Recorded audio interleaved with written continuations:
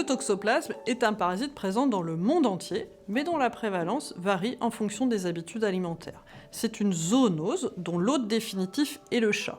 Ce chat contamine l'environnement avec ses déjections qui contiennent des formes parasitaires particulièrement résistantes. Ces formes parasitaires sont donc présentes dans la terre, peuvent contaminer les végétaux, en particulier ceux proches du sol, et par conséquent infecter les animaux herbivores.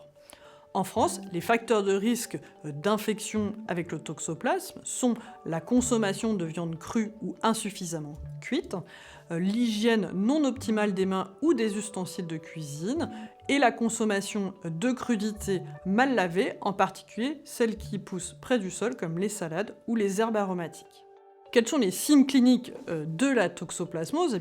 Eh bien, la toxoplasmose est bénigne chez l'individu immunocompétent, mais peut être particulièrement redoutable chez le patient immunodéprimé. Par ailleurs, c'est un parasite tératogène pour l'embryon.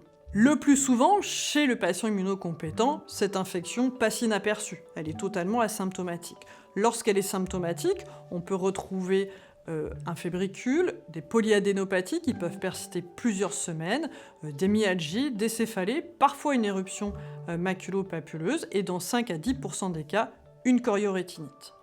Cette infection va guérir sans séquelles. Après l'infection, le système immunitaire va réduire le nombre de parasites circulants et confiner le parasite avec des formes kystiques qui restent présents dans le cœur, les muscles, le cerveau et l'œil des patients. Vous l'avez donc compris, une fois que l'on a rencontré le toxoplasme, on le garde à vie. Il peut, à l'occasion d'une faiblesse du système immunitaire, se réactiver et occasionner des infections particulièrement sévères chez les immunodéprimés. En France, moins de 50% des femmes ont rencontré le toxoplasme avant de démarrer une grossesse et sont donc protégées d'une éventuelle transmission au fœtus. Pour les 50 à 60% des femmes qui n'ont pas encore rencontré le toxoplasme lorsqu'elles démarrent une grossesse, l'objectif va être de réduire au maximum ce risque d'infection, mais ceci fait l'objet d'une autre vidéo. Quels sont les risques pour le fœtus lorsqu'une femme enceinte contracte la toxoplasmose en cours de grossesse? Eh bien, heureusement, dans la majorité des cas, c'est-à-dire 85% des cas, cette infection n'aura aucune conséquence sur son développement ou dans l'enfance. Dans 10 à 15% des cas, les fœtus vont présenter des signes d'infection congénitale dont la gravité est variable. On retrouve le plus souvent une hydrocéphalie, des atteintes neurologiques diverses, ainsi que des signes oculaires comme la microphthalmie ou la choriorétinite. Des séquelles sévères, oculaires et ou psychomotrices sont possibles.